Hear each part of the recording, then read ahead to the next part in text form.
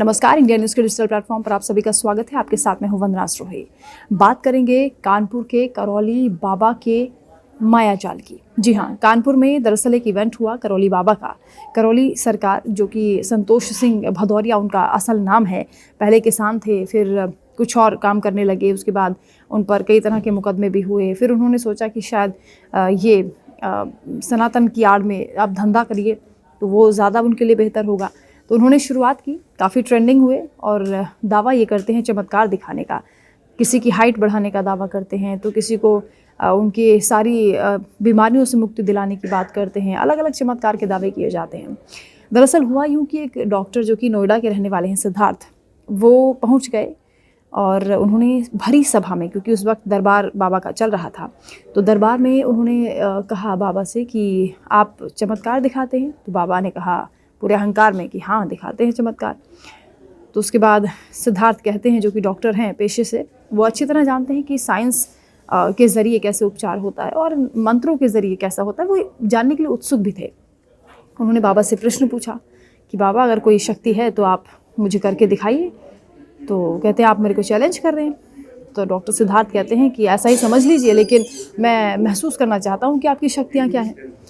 तो बाबा ने 2-3 मंत्र फूंके, उनसे पूछा कुछ हुआ? उन्होंने कहा नहीं हुआ। बाबा ने फिर 2-4 मंत्र फूंके, उसके बाद भी उनको कुछ असर नहीं हुआ।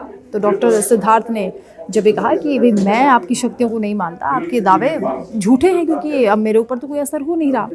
तो जब बाबा को लगा कि इतनी भरी सभा में एक डॉक्टर उनको चैलेंज कर रहा है और उनकी शक्तियाँ यहाँ पर बेकार हो गई हैं, विफल हो गई हैं, तो उन्होंने अपने सेवादारों के ज़रिए, अपने गुर्गों के ज़रिए डॉक्टर सिद्धार्थ को बुरी तरह पिटवाया। और इतनी बुरी तरह उनको पीटा, जो वीडियो भी सामने आ चुका है, उसमें साफ दिखाई दे रहा है कि लोहे की रॉड से उन पर हमला होता है। उसके अलावा उनकी नाक की हड्डी तोड़ दी जाती है, उनका सिर फोड़ दिया जाता है।